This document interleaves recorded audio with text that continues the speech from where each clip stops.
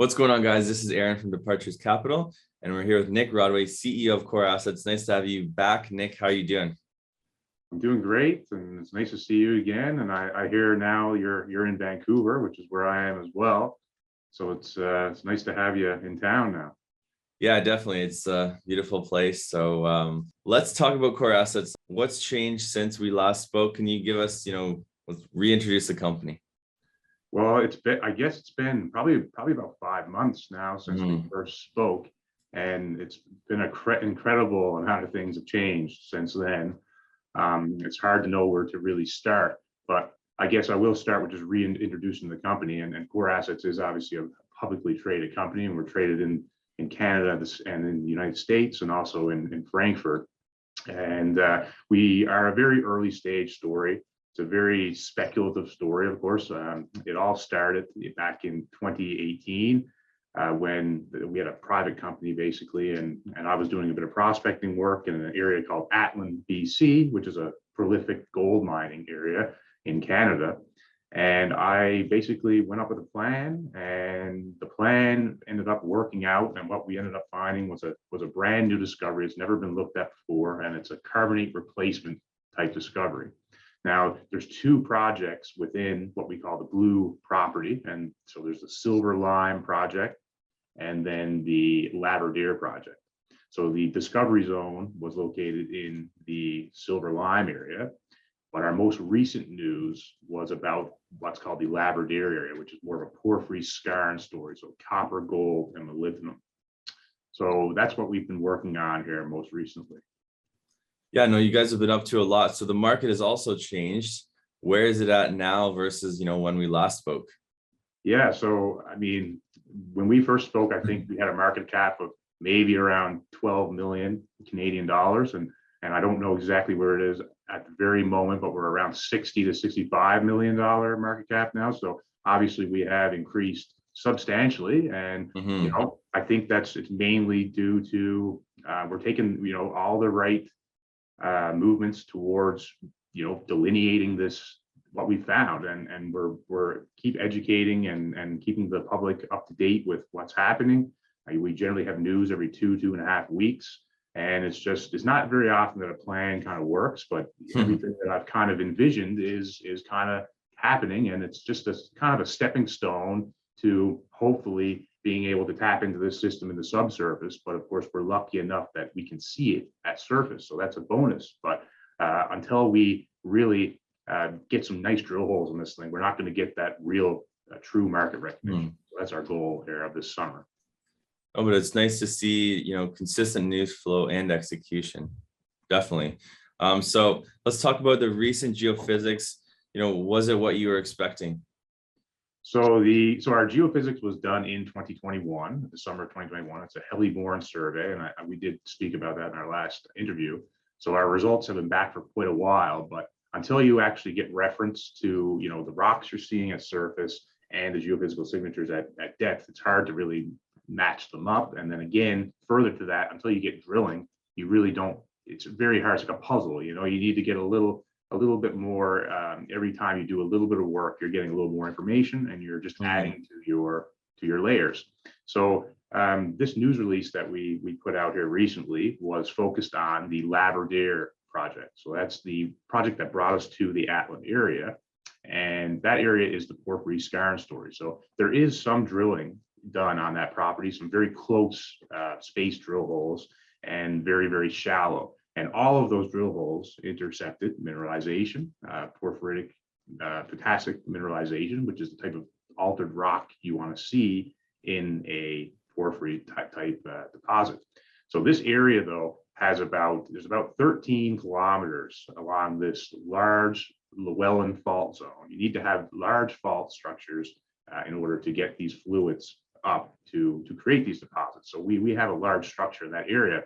And of course, the geophysics does light up along this fault, which is something that you would assume anyways, but also on both sides of the fault, within 5 kilometers of each side to the east and west, on near tertiary structures, secondary and tertiary structures, we're getting areas of high conductivity, low resistivity, and then in areas where we would expect to see our granodiorite unit, which would be the host of your porphyry style mineralization, copper, gold, and molybdenum. We're seeing very high resistivity and lower conductivity. So things you would expect to see. So the area that was drilled, of course, yes, it does light up, and it's due to what we can see at surface, which is there's high grade mineralization. But there was one new spot that's quite large, and it extends down to a depth of about 500 meters, which is substantial, and that's down at the south end of the Llewellyn Fault Zone, near where the glaciers are receding. So that's a kind of a new area that we haven't really done a lot of groundwork on. And that area has lit up big time. And not only with at surface, we can see, mineralization, but it also goes down to depth. So that's the most exciting part of the geophysics at Labrador. So would you say that's the main thing that you look for at surface that could indicate a large deposit? So the things that we're seeing at surface, of course, there are some, very tasty looking mineralization at surface, and we have assayed our rocks, and we get up to 10% copper in areas, and usually a half gram gold. So, but the geophysics is basically showing us the size potential, and it, like I said, it's showing very large, high conductivity in areas that we can see massive metal at surface. And then in areas where there's the granodiorite, it's showing a lower, higher resistivity and lower conductivity, which is what you would expect to see with these deposits. So right now at the Labrador itself, there's about 3 or 4 targets, 2 of which are new ones that we didn't even think of before. But this coming drilling season, we will be starting drilling in June 1st at the Labrador area. We'll start mobilizing at the very least. And we hope to test some of the scar mineralization. And then we'll also look into these new areas once we do a little geochem at surface. And we'll look to hopefully tap into those large area of conductivity down to the south as well. Awesome. It's going to be a busy summer for you guys. So let's talk a little bit about groundwork. So when's that going to begin, and what does the workable season look like in accessibility as well? How's the area? So we're actually working on the ground as we speak. Our VPX, Vice President of Exploration, actually lives in Atwin, and she has been traveling back and forth to the property using a snowmobile. It takes about anywhere between 20 to 50 minutes each way to get down there. So very easily accessible. And obviously we are working it right now, doing some geochemical sampling, and we're just preparing for building the pads for our drilling, which again should be June 1st. So when we first went in this area, we weren't really sure what the seasonality was like and how much time we would actually be able to spend on the property. And this being our first drill season, and a very aggressive one for a brand new company, we weren't really sure what time we would want to start, but we do know now that in March is the best time to kind of mobilize gear down using the ice, and you can get started. You can be working there and drilling there right now. There is water flowing, and the rocks are starting to become exposed. And there's a lot of pictures available of that from our news release previous to this one. So that is just like a game changer for us, because it's like a paved road to get down there, which is beautiful.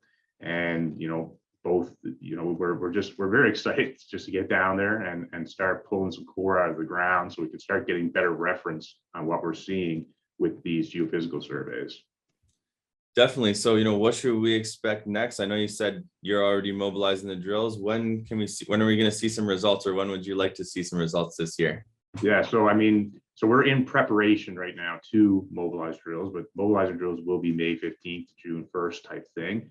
But results with regards to assays on core for the core coming out of the ground, the earliest that would be, if I had to guess here, is speculating big time, but it would probably be early August for that particular occurrence. And then after we drill Labrador, which will be anywhere between 1,500 to 2,500 meters at Labrador. We are going to mobilize then over to the 2021 discovery area, the Silver Lime project, and then we'll begin drilling the carbonate placement side of things, which is the zinc, lead, silver, copper brand new discovery that's never ever been drill tested. We will start drilling over there maybe mid-July, and again, when should we expect to get assays back? It's going to be in the fall for sure, and maybe closer to Christmas.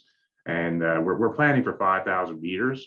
If we can do more, we're certainly going to. I'm excited to start hauling out some pretty spectacular looking core from what we're seeing at surface. We're certainly very excited to see what it looks like, at depth. Yeah, you've worked hard to get to this point. I'm sure the drill results are what you're most excited about, though, right? Yeah, I mean, there's nothing more exciting than drilling a brand new discovery. It's what gets you up in the morning as a geologist, and also running these type of companies. There's nothing that compares to that kind of excitement, and to be located in that area, somewhere where we can easily get to, and to have have built such a great young team that we have. Everyone's very energetic. Right now, I couldn't be happier with the way things are going right now.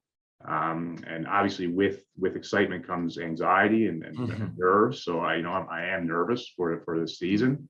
But the things that we can control, I think we're doing a great job at. And it's just about building those geological layers, and then mitigating risk through doing earlier environmental studies and wildlife studies, and then things like that we're doing all this stuff early here to try to get ahead and mitigate our risk, just in case if we do tap into this large system.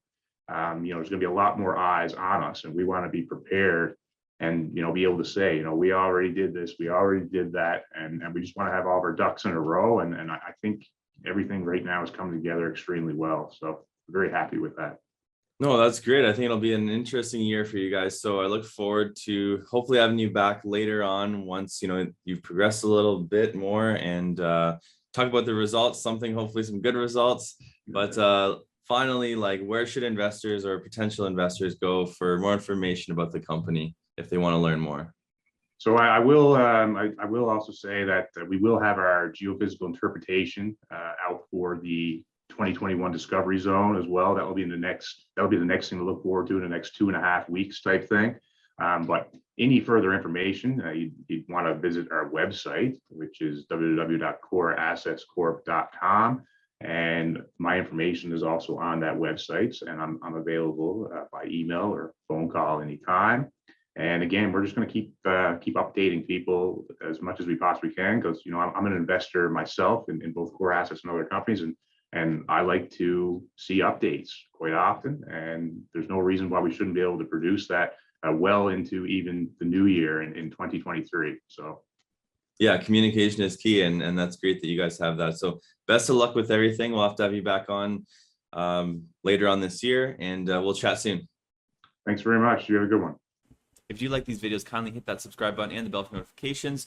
Drop us a comment down below. We'd love to hear from you. And finally, always remember, Departures Capital is for information, education, and entertainment purposes only. Don't buy or sell a stock because you heard it on here. Buy or sell a stock because you've done your research, you've done your thorough due diligence, and you're making your own personal investment decisions for yourself. This video is not financial advice. Furthermore, this video may or may not have been sponsored by the companies that we've profiled within this video, and we may or may not own shares of any of the profiled companies in this video. If you want to know the full disclosure details, check the description down below, along with thoroughly reading our disclaimer. Thanks so much for watching, guys, and I look forward to seeing you in our next video.